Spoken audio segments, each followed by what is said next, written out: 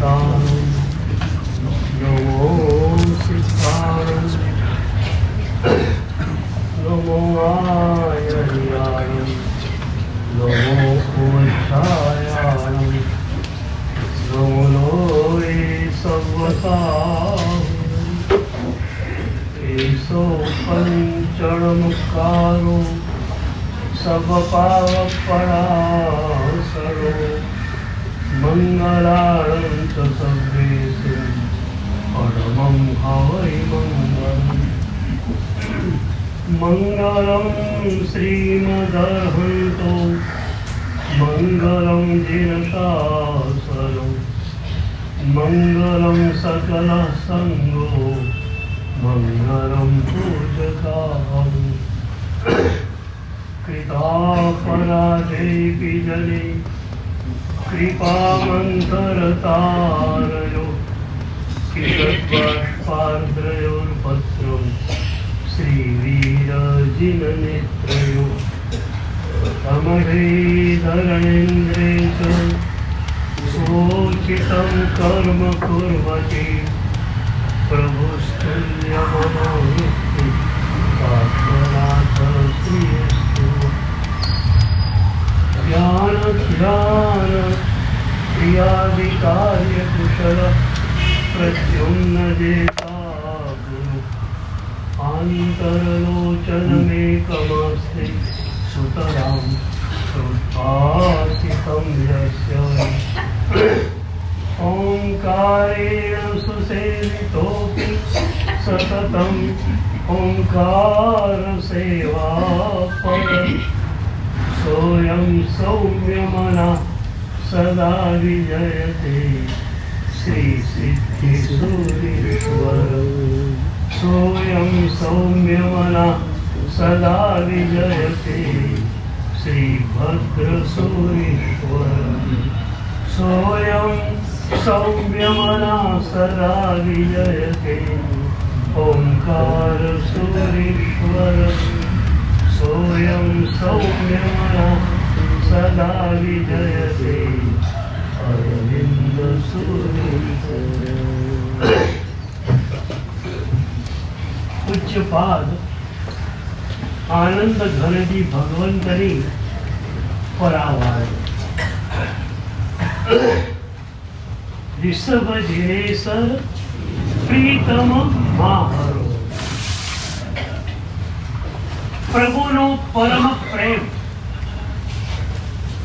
અસ્તિત્વના સ્તરે જ્યારે છલકાય છે ત્યારે ઇન્દ્રિયો મન અને ચિત્ત બધું જ પ્રભુમય બની જાય છે. ચિત્ત પ્રભુમય બને ત્યારે ભાવકની ભાવ દશા કેવી હોય એનું વર્ણન સંત કબીરજીએ કર્યું. चित्त में श्रुत ऐसे बसे जैसे जल मीनारे. चित्त में श्रुत ऐसे बसे जैसे जल मीनारे. चित्तनी अंदर प्रभुना शब्दों એ રીતે એકાકાર બની જાય છે કે 24 કલાક એ પ્રભુના પ્યારા પ્યારા શબ્દોનું અનુપ્રેક્ષણ થયા કરે છે. આપણે ત્યાં સ્વાધ્યાયનો ક્રમ બહુ મજાનો છે. શબ્દાનુપ્રેક્ષા, અર્થાનુપ્રેક્ષા અને અનુભૂતિ.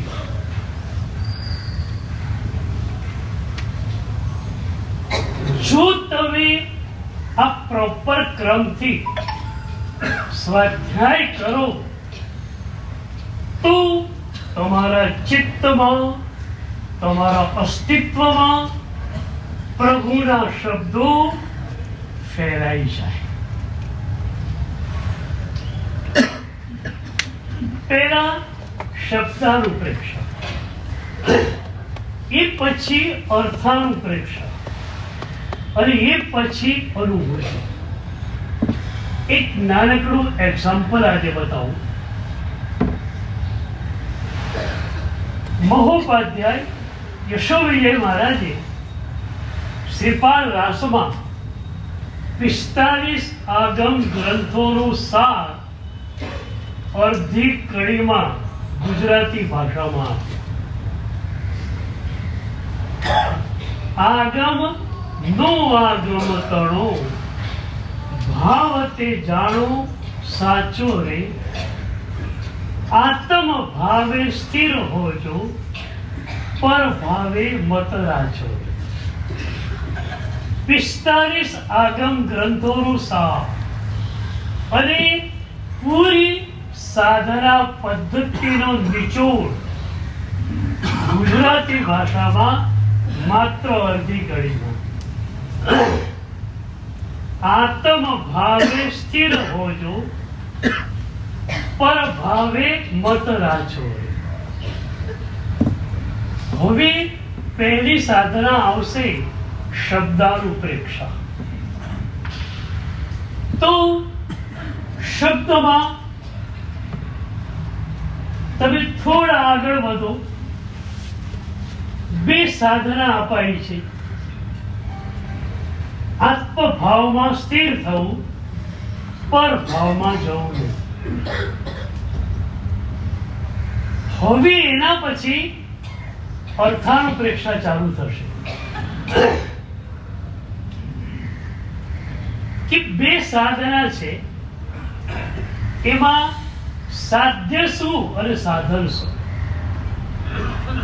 ખ્યાલ આવે કે પરભાવને છોડવો એ સાધન છે અને જેમ જેમ પરભાવ છૂટતો જાય તેમ તેમ આત્મભાવમાં આપણે સ્થિર થતા જઈએ. આ અર્થાનુપ્રેક્ષા. હવે નક્કી કરીએ કે પરભાવની અંદર ક્યાં ક્યાં જઈએ છીએ. આજે રાત્રે બેસી જાઓ. આજે વહેલી સવારે ઉઠ્યા અને રાત્રે સુવા માટે તૈયાર થયા છો, એ વખતે નોટ પેન લઈને બેસી જાઓ. આજે દિવસ દરમિયાન રાગમાં, દ્વેષમાં, અહંકારમાં કેટલી વાર ગયેલા એ જોઈ લો. પછી એમાંથી ડિવિઝન પાડો કે ખરેખર જરૂરી હતું અને તમે પ્રભાવમાં ગયેલા કે અનાદિની સંજ્ઞાને વશ તમે ગયા. તમને લાગે કે ખરેખર પ્રભાવમાં જવાની જરૂર હતી જ નહીં. હું ઘણી વાર કહું કે આજનો યુગ છે ને, આમ પણ લાલ આંખ વાળાનો રહ્યો નથી. એ યુગ હતો 70 વર્ષનો બાપ 50 વર્ષના એના દીકરા સામે લાલ આંખ કરે અને 50 વર્ષના એ દીકરાને પરસેવો થઈ. એક યુગ હતો લાલ આંખ વાળાવાનો. આજે એ યુગ સમાપ્ત થઈ ગયો છે. હવે હસતા ચહેરા વાળાઓનો યુગ આવ્યો છે. તમારા દીકરાને પણ તમે ગરમ થઈને કહેશો આજે નહીં ચાલે. તમારે એને પ્રેમથી જ કહેવાનું છે. એક મજાની ઘટના વચ્ચે યાદ આવી ગઈ. રાજસ્થાનમાં એક ગામમાં મારે જવાનું થયું. મારા માટે એ ગામ એકદમ નવું હતું. પહેલી જ વાર હું જતો હતો. એ ગામમાં સંઘમાં ડિસ્પ્યુટ પડેલો, એટલે સંઘવાળાની ઈચ્છા કે સાહેબ આવે અને અમારો ઝઘડો નીકળી જાય. સાંજે હું ત્યાં ગયો, મંગળાચરણ સંભળાવ્યું, પ્રતિક્રમણ થયું રાત્રે. એ પછી એ લોકોની સંઘની મીટિંગ મળી. ઉપાશ્રયની બાજુમાં પંચની બેઠક હતી. રાત્રે 9 વાગે મીટિંગ શરૂ થઈ, સવારના 5 સુધી મીટિંગ છે.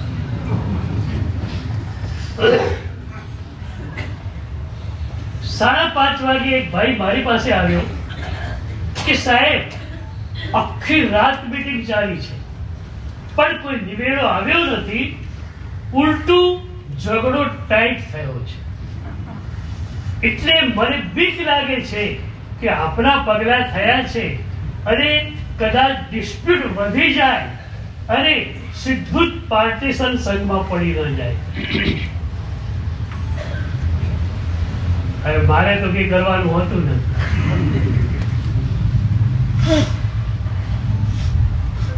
યશો વિજય નામની સંગઠન જ નથી તો યશો વિજય કરે શું?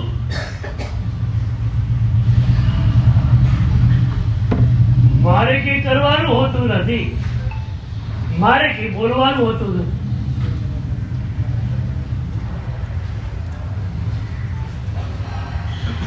તો મેં કહ્યું ભાઈ, પ્રભુને જે પસંદ હશે એ તો આપણે કોણ?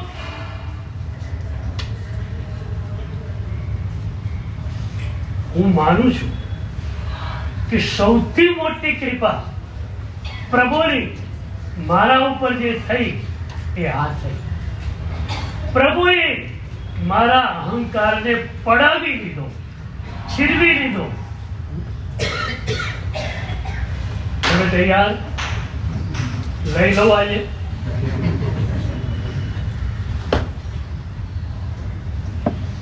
તમારો હું આપવા તૈયાર છું.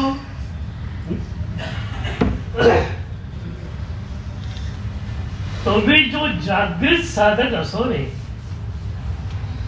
તો તમે જોશો 1.5 કલાકે તમારું હું પડદા પાછળથી બહાર આવે છે. મેં આમ કર્યું અને પેલો ઇમ્પ્રેસ થયો, મેં આમ કર્યું અને પેલા લોકો છક થઈ ગયા. પેલો તો ઇમ્પ્રેસ થયો કે ન થયો, તું ઇમ્પ્રેસ થયો એમ બોલ.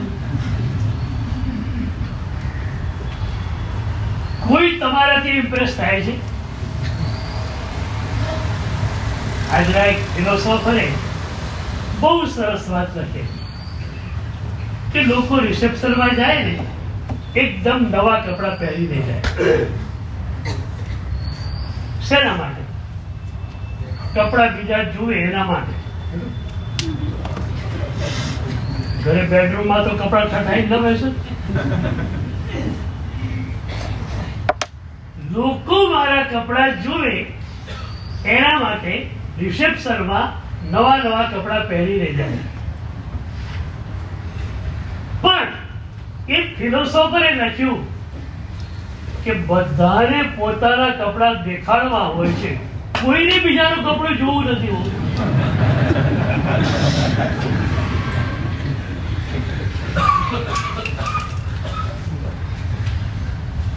તમારી ચશ્માની ફ્રેમ કઈ છે એ તમને ખબર છે. સાચું બોલો, તમારો ક્લોઝ ફ્રેન્ડ હોય એના ત્યાં નાસ્તો કરીને આવ્યા, પૂછું કે એની ચશ્માની ફ્રેમ કેવી હતી? સાહેબ એ તો ખબર નથી. એટલે તમે બીજાને જોતા નથી, બીજો તમને જોતો નથી. આ કપડાનો ઠઠારો કોના માટે? તો 1.5 કલાકે તમારું હું બહાર નીકળ્યા કરે છે. પણ એ હુંથી થાય શું? હવે આગળ વધી. એ હું તમને આનંદ આપી શકે છે? હુંના ત્રણ રૂપ છે. એક અહંકારના લયનું, બીજું અહોભાવના લયનું અને ત્રીજું શુદ્ધ લયનું હું, એટલે કે આનંદ ઘન હું. અહંકારના લયનું હું ક્યારે પણ તમને આનંદ ન આપી શકે. એમાં તો એક જ વાત હોય, બસ પેલા મારી વાત નહીં માની, પેલા આમ કર્યું, પેલા આમ કર્યું. અહંકારનું હું તમને ક્યારે પણ ચંપીને બેસવા નહીં દે. અહોભાવનું લય આવી ગયું. અહોભાવનો હું મજા જ મજા, અને આનંદ ઘર હું મળ્યો તો ઓર મજા. એટલી જ વારંવાર પૂછું છું કે અમારી ઈર્ષા આવે છે કે નહીં. તો પેલા ભાઈએ કહ્યું, સાહેબ થોડી થોડી પાર્ટી જેવું તો પડેલું છે, તમારા પગલા થયા છે, રાતનો દેખાવ તો એવો છે કે સીધી જ પાર્ટી આજે પડી જશે. મને જરાય ગભરામણ નહીં, સહેજ બી ચિંતા નહીં. એક ક્ષણ ક્યારે પણ ચિંતા મને થઈ જ નથી. મારે કે કરવાનું છે જ નહીં, મારે વળી ચિંતા છે નહીં. જ્ઞાની ભગવંતે 11માં જોયું હશે એમ બનવાનું છે. અને ત્યાં ચિંતા થાય, કદાચ પીડા પણ થાય, પણ હું હોય તો થાય. હું આટલું મોટું મારું નામ, લોકો મને લઈને આવ્યા, અને આમ થાય તો મારા નામનું એટલે પ્રભુએ હું જ લઈ લીધું. પ્રભુએ કહ્યું કે આ યશો વિજય દુઃખી ત્યાં સુધી છે જ્યાં સુધી એની પાસે હું છે. ચાલો એને મારે સુખી બનાવવો છે, એનું હું પડાવી લઉં. પ્રભુએ મારું હું છીનવી લીધું. તમને ખબર નથી, તમારું હું પણ પ્રભુએ છીનવી લીધેલું. ફરી પાછા તમે લઈને આવી ગયા.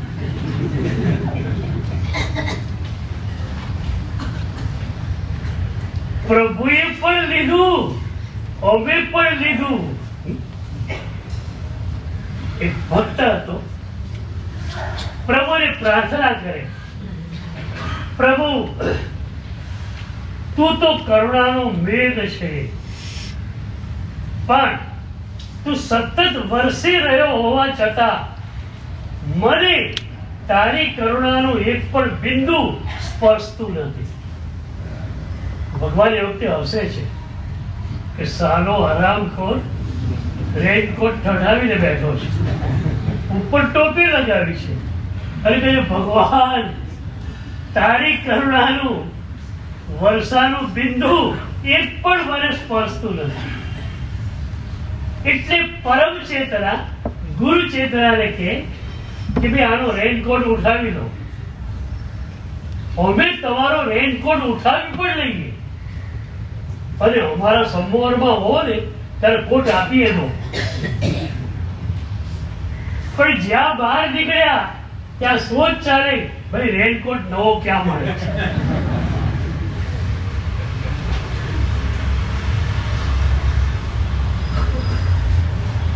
હું એકદમ મજામાં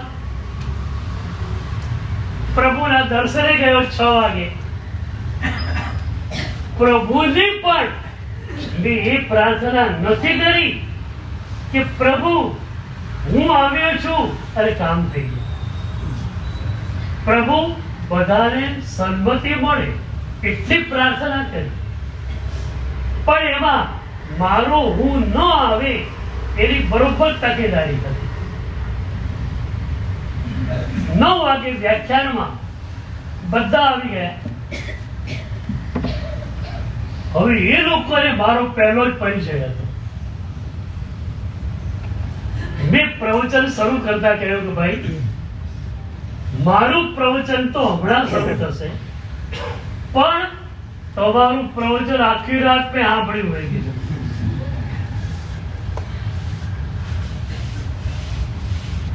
પણ મેં કહ્યું મને નવાઈ લાગી નથી. કારણ તમે દુકાને ગ્રાહક સામે ગુસ્સે થઈ શકો નહીં,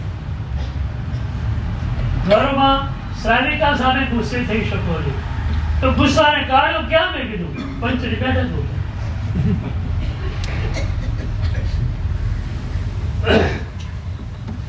ખરેખર તમે કેવા ક્ષમાના અવતાર બની શકો છો? સાચું કહો મને.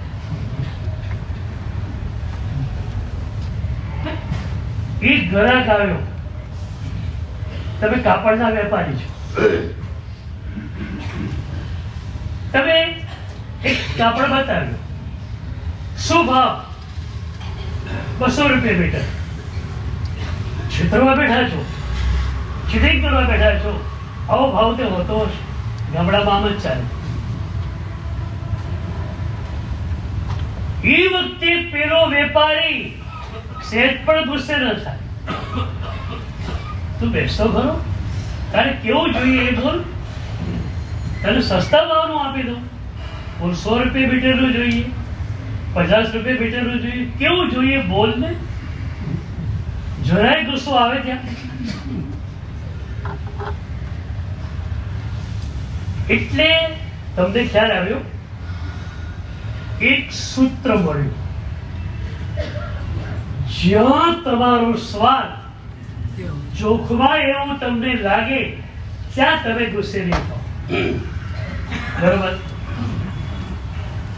હવે અહીંયા તમને લાગે કે હું ક્રોધ કરું અને મારે દુર્ગતિમાં જવું પડે, મારો સ્વાર્થ જોખમાય, તો તમે ગુસ્સે થાવ ખરા?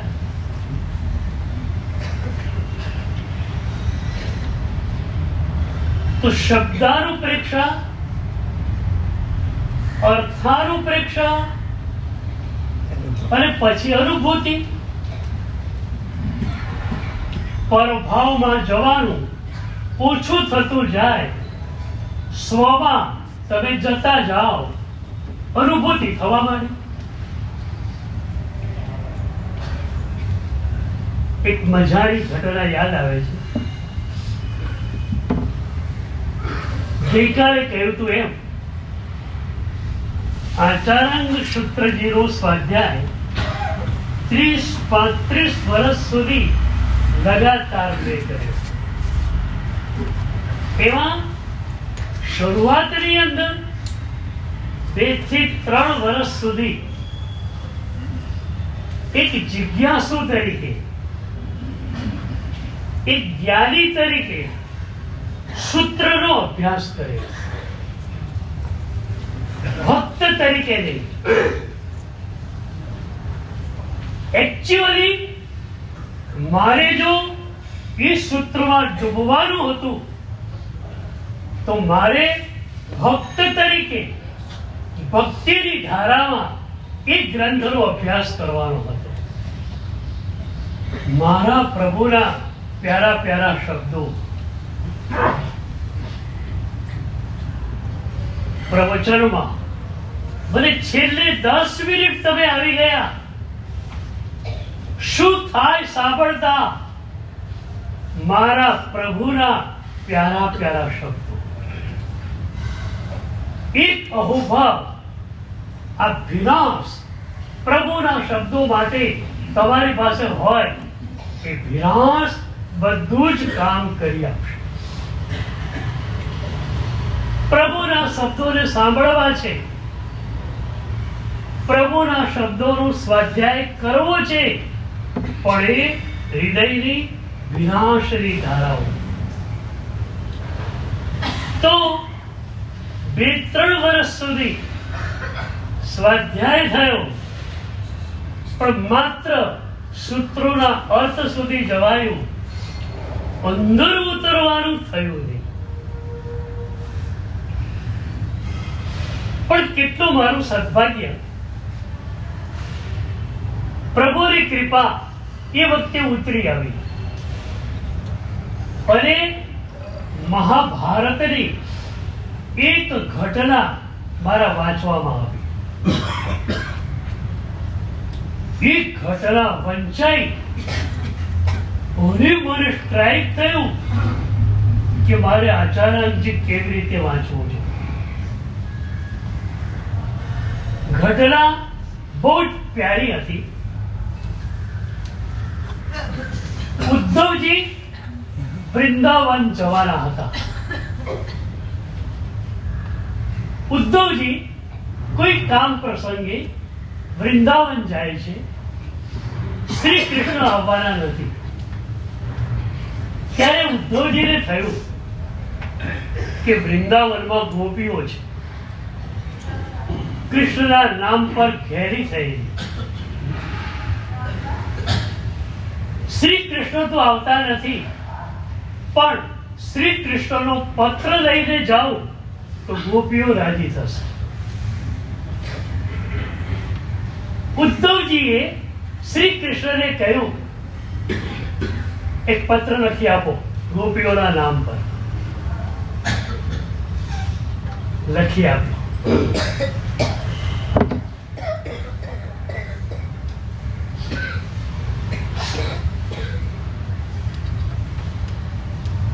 ઉદ્ધવજી એ પત્રને લઈને વૃંદાવન આવ્યા. રથ જ્યાં ઉભો રહ્યો, ગોપીઓને એ જ લાગ્યું કે શ્રી કૃષ્ણ આવ્યા હશે. 50-60 ગોપીઓ ભેગી થઈ ગઈ. ઉદ્ધવજી બહાર નીકળ્યા. પોતાના હાથમાં એમને કાગળ ખુલ્લો કરીને રાખ્યો અને કહ્યું, શ્રી કૃષ્ણ આવી શક્યા નથી, પણ એમણે ખાસ તમારા નામ પર આ પત્ર લખ્યો છે, લ્યો વાંચો. એક પણ ગોપી પત્ર લેવા માટે આગળ આવતી નથી. 60-50 ગોપીઓ સામે ઊભી છે. 2 ડગલા આગળ એક ગોપી વધતી નથી. ઉદ્ધવજી જ્ઞાની છે, ગોપીઓ ભક્ત છે.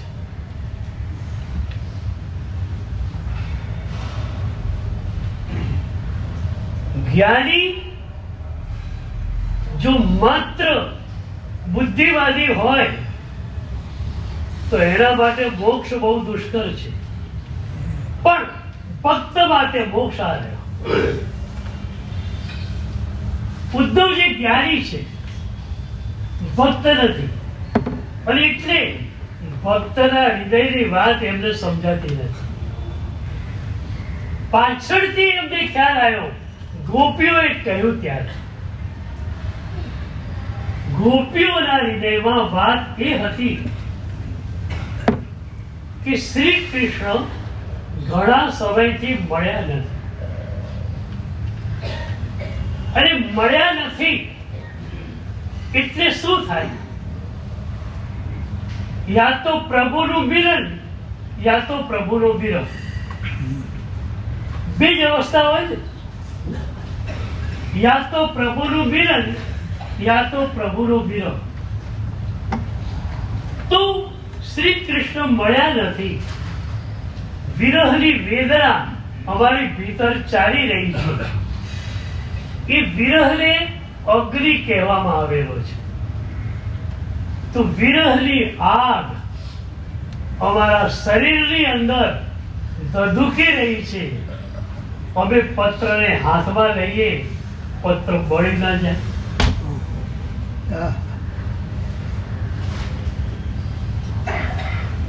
બાય ધ વે, એક વાત તમને કહું, પ્રભુ મિલનનો આનંદ તમારે લેવો હોય તો એના માટે એક જ શરત છે, વિરહની અનુભૂતિ.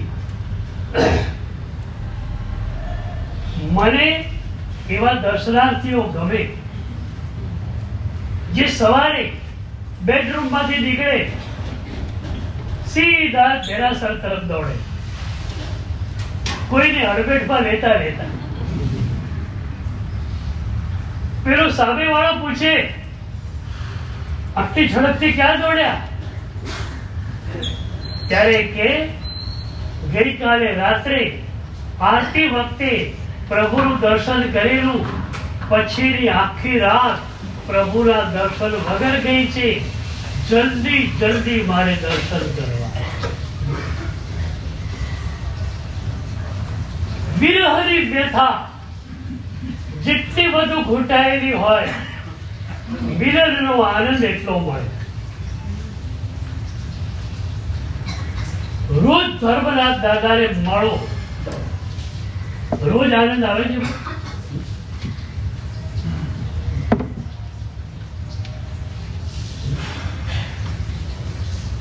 એક ભાઈ બોલે કે સાહેબ, રોજ એકના એક ભગવાન અને એકની એક દર્શનની વિધિ કરવાની, તો આમાં આનંદ આવે પણ કેમ? મેં એને પૂછ્યું કે આપણે ગુજરાતી મેનુ છે ને, એમાં સવાર અને સાંજનું મેનુ ફરતું રહે છે, પણ બપોરનું મેનુ ફિક્સ છે, રોટલી દાળ શાક ભાત. મેં કહ્યું તું જમવા માટે બપોરે બેસે અને શ્રાવિકા રોટલી અને શાક પીરસે, તું થાળી પડકે ને, શું માર્યું છે આ? રોજ રોટલી અને શાક. બીજું કે આવડે છે કે આવડતું નથી? મેં કહ્યું રોજ એનું એ રોટલી અને શાક છે, ત્યારે કેમ ભાવે છે? કે સાહેબ ભૂખ લાગેલી હોય માટે ભાવે છે. બસ આ જ સૂત્ર છે. પ્રભુના દર્શનમાં ત્યારે આનંદ કેમ નથી આવતો? ભૂખ લાગેલી નથી માટે. શાસ્ત્રકારોએ કહ્યું, શ્રાવક ઘરમાં બેઠેલો હોય અને વિચાર કરે કે પ્રભુના દર્શન માટે જઈશ, હજુ પલંગ પર બેઠેલો છે અને વિચાર કરે કે પ્રભુના દર્શને જઈશ, ત્યાં એને ઉપવાસનું ફળ મળી જાય. અને ઠેઠ દેરાસરે પહોંચે ત્યારે 6 મહિનાના ઉપવાસનું ફળ એને મળે છે. એ જ દર્શન વિધિપૂર્વક તમે કરો તો વિરહની વ્યથા પ્રભુ ક્યારે મળે, ક્યારે મળે, ક્યારે મળે. બાય ધ વે, એક બીજી વાત કરું. વિરહ વ્યથા, વિરહ વેદના એવો તો એક શબ્દ છે, પણ નારદ ઋષિએ બીજો એક શબ્દ આપ્યો, વિરહાસક્તિ. વિરહની આસક્તિ, વિરહનું આકર્ષણ, વિરહનું ખેંચાણ. પહેલી વાર એ શબ્દ વાંચ્યો, વિચારમાં પડી ગયો. વિરહની પીડા હોય, વિરહની આસક્તિ, વિરહનું આકર્ષણ, વિરહનું ખેંચાણ. પછી ખ્યાલ આવ્યો કે શ્રેષ્ઠમાં શ્રેષ્ઠ ગમતી વ્યક્તિને મળો અને જે સુખ મળે એના કરતા પ્રભુના વિરહમાં અનેક ગણું સુખ મળે છે. કારણ વિરહ પણ કોનો? પ્રભુનો. એટલે વિરહની ક્ષણોમાં તમે પ્રભુ સાથે એસોસિએટેડ, પ્રભુ સાથે જોડાયા.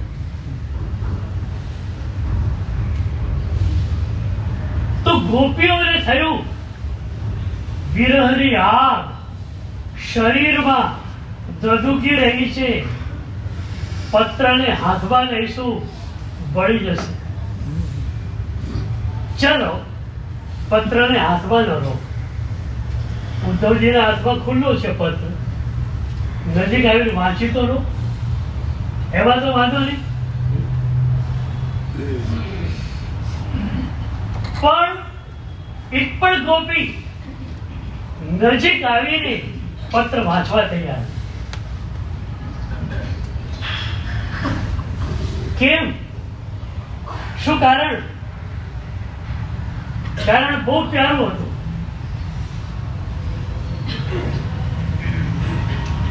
અમે નજીક આવીએ પણ એકદમ નજીકથી એ પરમ પ્રિયના અક્ષરોને જોઈએ, પરમ પ્રિયના શબ્દોને જોઈએ, આંખમાંથી આંસુની ધાર વહેશે અને એ પત્ર ઉપર આંસુ પડશે તો અક્ષરો ચરાઈ જશે.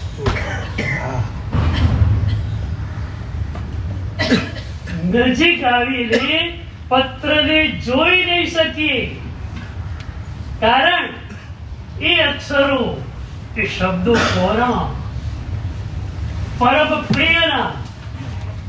અને પરમ પ્રિયના શબ્દોને વાંચીશું, આંખમાંથી આંસુની ધારા વહેશે.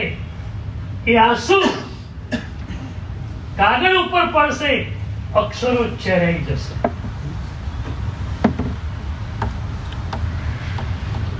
ઘણી વાર કહેતો હોઉં છું, એક પ્રવચન મારે દુષ્કારી પ્લેબેક પર આપવું છે. મને પણ મજા ત્યારે આવ્યો. આખો ઓડિટોરિયમ દુષ્કા ભરતું હોય, દુષ્કા ભરતું હોય અને મારા શબ્દો ચાલી રહેલા હોય પ્રભુની ભક્તિ પરના, મને પણ મજા આવી જાય, તમને પણ મજા આવી જાય. પ્રભુના શબ્દોની આંખોની કોરી સપાટી ઉપર કે હૃદયની કોરી સપાટી ઉપર આપણે જીવી શકીએ ખરા? મારા પરમ પ્રિયના આ શબ્દો છે. આ એક ઘટના મેં વાંચી, આચાર્યજીના સ્વાધ્યાયનો મારો આખો લય બદલાઈ ગયો. પછીની ઘટના એ હતી કે આચાર્યજીનો સ્વાધ્યાય વર્ષમાં 1 મહિનો ચાલતો અને એ 1 મહિનો પૂરો મારી આંખ ભીનીને ભીનીને. કોઈ આવે તો વિચારવા પડે, મારા સાહેબ કેમ રડે છે? એ પ્રભુના પ્યારા શબ્દો, પર્સનલી ફોર મી લખાયેલા શબ્દો વાંચતો જાઉં, રડતો જાઉં, આગળ વધતો. અને એ વિનાશની ધારા ઉપર શબ્દો લેવાયેલા હોય તો એ શબ્દો ભીતર ભીતર ભીતર ઉતરે અને પૂરા તમારા અસ્તિત્વને પરિવર્તિત કરે. 100 વર્ષ પહેલાની એક ઘટના કહું. ખંભાતની અંદર, ભરૂચની અંદર અરૂપચંદ શેઠ બહુ જ જ્ઞાની, કોઈ પણ મહાત્મા પધારે તો વિનંતી કરે, સાહેબજી વાચના આપશો. 20, 25, 30 સાધકો એવા હતા કે ઊંડામાં ઊંડા શાસ્ત્રોનો સ્વાધ્યાય ગુરુ મહારાજ કરાવે તો પણ એને જીરી શકે. એમાં એક મહાત્મા પધાર્યા. અનુપચંદભાઈએ વિનંતી કરી, સાહેબજી પહેલા તો અમારી વિનંતી છે, માસ કલ્પ અહીં સ્થિરતા કરો. ભરૂચ મુનિ સુવ્રત દાદાનું તીર્થ, આપ અહીંયા સ્થિરતા કરો. અને બીજી વિનંતી એ કે માસ કલ્પની આપ વિનંતી અમારી સ્વીકારો તો અમને વાચના પણ ફરવો. સાહેબે હા પાડી. વાચના શરૂ થઈ. રોજ 2 કલાક વાચના ચાલે. વાચનાના સમય પહેલા બધા જ આવી જાય. અહીંયા પણ તમે બધા પહેલા આવી જાઓ છો.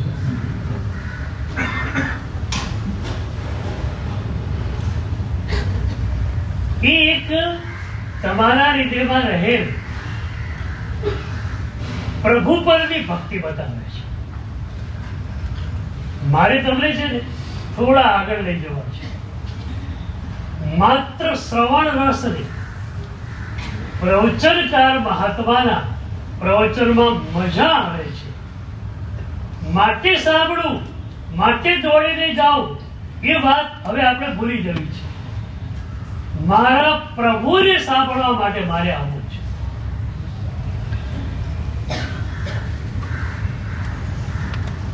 તો રોજ 2 કલાક વાંચના ચાલે. એમાં એકવાર એક પદાર્થ આવ્યો, સાહેબે એનો અર્થ કર્યો. કેટલા અરૂપચંદભાઈ વિવેકી શ્રાવક એ વખતે કઈ ન બોલ્યા.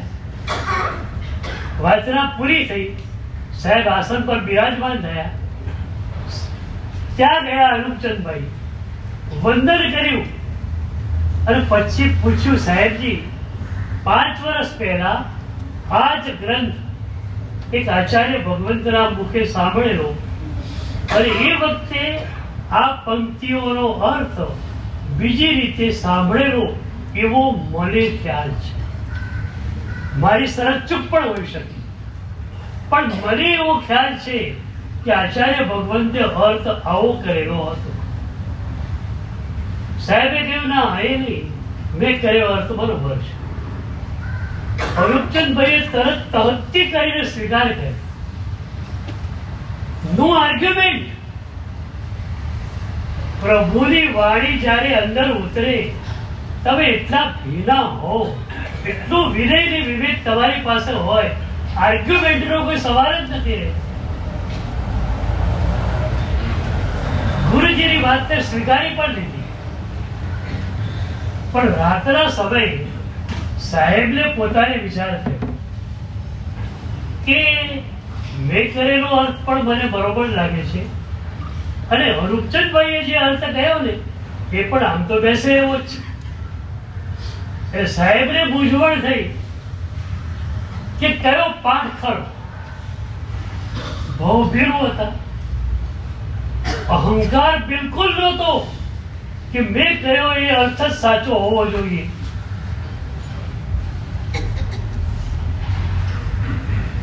શાસ્ત્રોનો અભ્યાસ થયેલો અહંકાર તો રહે જ ક્યાંથી.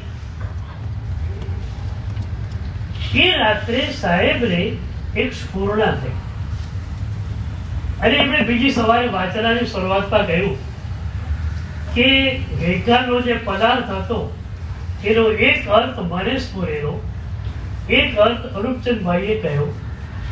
મને લાગે છે કે બંને સાચા હોઈ શકે. મને પોતાને ખ્યાલ આવતો નથી. તો આપણે એક કામ કરીએ. ગુરુસુબ્રત દાદાના અધિષ્ઠાય એકદમ જાગૃત છે. તો વાચનામાં જેટલા લોકો બેસે છે એ આવતીકાલથી 3 દિવસ તો કાં તો અઠમ, 9 ફાવે તો 3 આયંબિલ, 9 ફાવે તો 3 એકાશડા અને એની સાથે ગુરુસુબ્રત દાદાનો આ જાપ કરે. અને એ જાપને પહેલા સંકલ્પ મૂકવાનો કે આ 2 અર્થમાંથી કયો અર્થ સાચો એની સૂચના અમને આપો. તો 3જા દિવસે શાસનદેવ તમને સ્વપ્નની અંદર સૂચના આપશે. બીજા દિવસથી બધા એ રીતે સાધના શરૂ કરી. એક દિવસ, બીજો દિવસ ને ત્રીજો દિવસ. 3જા દિવસની રાત્રે સ્વપ્નમાં બધાને એક સરખી સૂચના મળી કે અરૂપચંદભાઈએ કરેલો અર્થ સાચો છે. સાહેબને પણ અને બીજા બધા વાચનાર્થીઓને પણ. સવારે બધા શ્રાવકો દેરાસરે ભેગા થયા.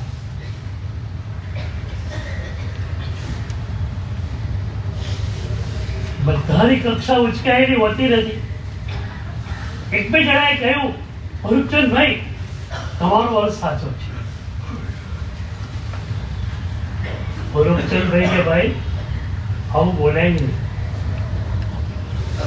મારી બુદ્ધિ શાસ્ત્રની અંદર સહેજ પણ જઈ શકે એમ નથી.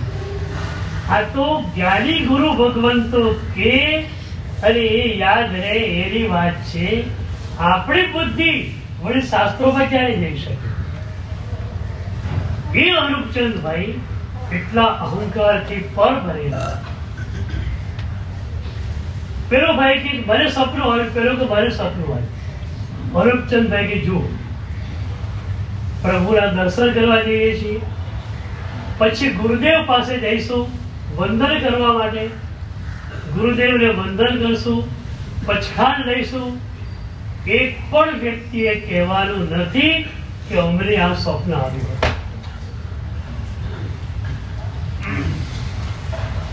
જ્ઞાન થોડું હોય તો પણ ચાલશે, પણ પરિપક્વ થયેલું હોવું જોઈએ.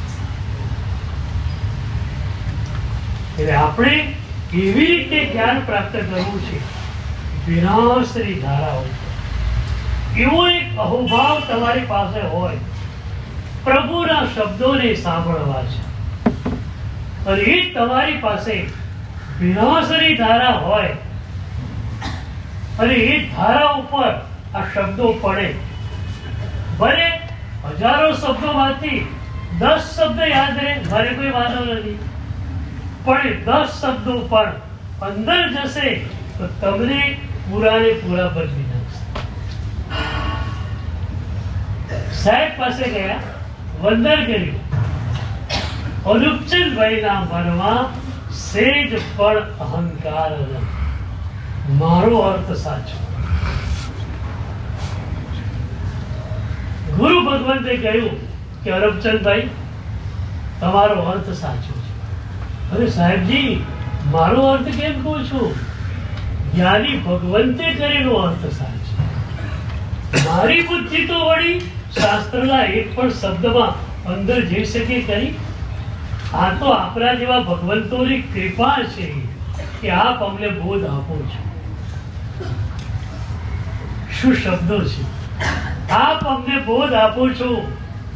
આપ આપના અમૂલ્ય સમયનો ભોગ આપીને અમને આટલો બધો બોધ આપો છો.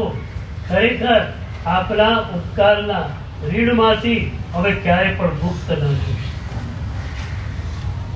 આસ્વદયું चित्त में श्रुत ऐसे वसे जैसे जल मीना रे. શુદ્ધાનુપ્રેક્ષા અને અર્થાનુપ્રેક્ષા પછી અનુપચંદભાઈને અનુભૂતિની કક્ષા મળેલી હતી. આપણે પણ અનુભૂતિની કક્ષામાં જવા.